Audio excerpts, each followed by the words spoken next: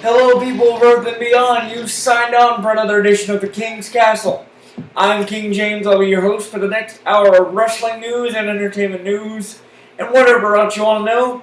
And here to help me break it down, as always, is my colleague, the always reliable and rarely shy, but very tropical-looking Blair Chopin. Blair, good evening. Hello. We're going to talk about what has been a very interesting week, if I do say so myself, in professional wrestling, both with WWE and TNA. But WWE first and foremost, because this Sunday we will see the Extreme Rules pay-per-view live on the WWE Network. Absolutely. And before we get into the card itself, a couple of new little wrinkles have been added ever since this past Monday on Raw.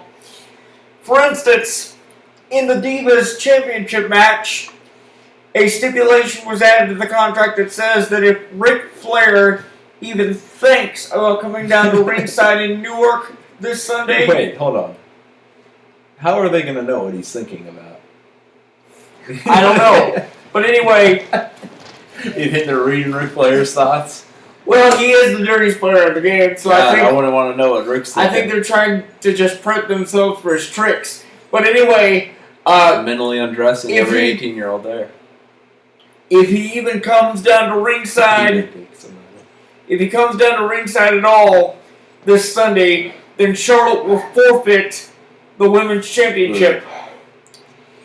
Now, on the other side of things, you have to wonder if Ric Flair has a plan in his back pocket even without being involved. I mean, we saw what happened with Charles Robinson. So, in your opinion, Blair, does Charlotte even have a chance in this case? I would say yes. I mean, there's three options here what's going to happen. Listen, folks, because this is setting up for a great Charlotte-Ric Flair rivalry. Well, Charlotte's her dad, so it'll be...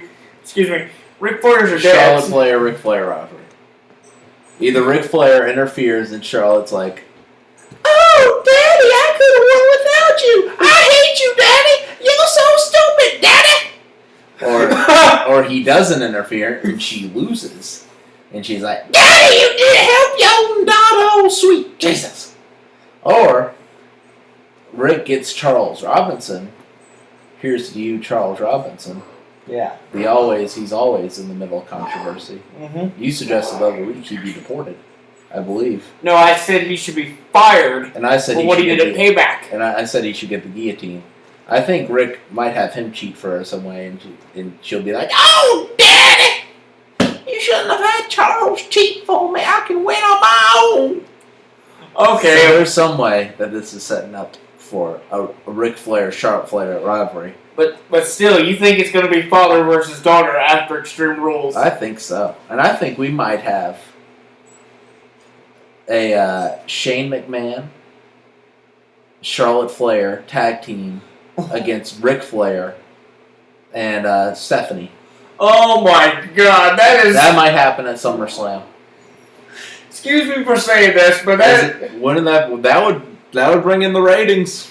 It'd be a crazy idea, but we've seen crazier things happen.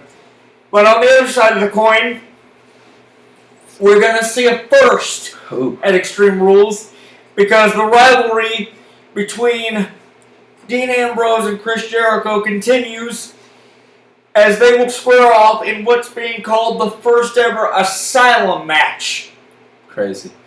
Now, for those of you who didn't see Raw this past Monday, the Asylum match basically means it's a steel cage match where weapons are hanging from the top, so they're going to be legal, and the only way to win is by pinfall or submission.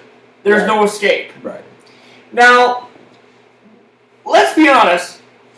Well, you and I both know Dean Ambrose is crazy, and he will do absolutely anything to win. I mean, think of what that opens the door for now that the rules are out the window. He could gouge a guy's eye out. He could break his back. If there's an eye gouging, I would be very surprised. I don't know how they would like rehearse for an eye gouging before the match. Well, either way, I don't envy. Hey Jericho, here's where I take your eye out. Is that cool? Yeah, bro, I want to be a pirate. Well, either way, I don't envy Jericho in this type of match. So James, you'd be Y2. You like that? That was corny enough for you. So if you're Jericho, how do you prepare for a match like this? I mean, he's been in street fights and he's been in cage matches, but this is nothing like a regular cage. I don't know if you can prepare for someone like Dean Ambrose. I think that's part of the whole point. It's because we as fans don't know how to prepare. We don't know what to expect. I guess not. That's the whole point, right? That's what's getting us excited about it. Yeah, I mean, we've seen him put his body on the line time and time again for the past 4 years. So with Jericho, years and years beyond that. I mean, this is shaping up to be. I think that's going to be the match of the night. Oh, I really do. Interesting. Well, it's funny you should mention that But because it all comes down to Jericho's a bit older now. And we've seen him have some wrestling good moments on his return, but can he put together a classic match still? well, he put together that classic series against AJ Styles for the months heading into WrestleMania. So You think he's still capable? yeah, he's proven that he's capable of holding his own in a rivalry scenario. But I still don't envy him in this type of match. Without question. I might envy how much he's getting paid to do it. Well, that in and of itself, but that's a whole other story. Y2, that was a terrible Y2. No. It's Y2. I don't know what I was doing. I totally forgot how a pirate sounded. It's Y2. Are they still making Pirates of the Caribbean movies? Are those done? Yep, they finished the fourth one, I think, 3 years ago. And that's it for them. Those started out good, but then they started getting really bad. Yeah. I would probably have to agree, because I haven't even seen World's End. Yeah, I remember seeing it and being disappointed. Well, I might have fallen asleep during it.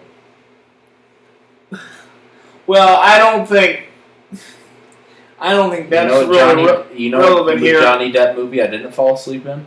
What? What's Eating Gilbert Grape? Oh, Because the entire time I thought Johnny Depp was going to get eaten. I thought there was going to be like a big snake and they were just going to devour little Johnny Depp. Oh my goodness gracious. Well, anyway, when we come back, I want to go down the card for the rest of the pay-per-view and get some bold predictions, because I think this makes for a very interesting evening, if I do say so myself. So we're going to get Blair's bold predictions for the rest of the Extreme Rules card right after this. Stay cool. Thank you, guys. Did you tell them to stay cool? Yeah. Well, I'm glad you did. Now they were going to be not cool before, but now they're going to be cool.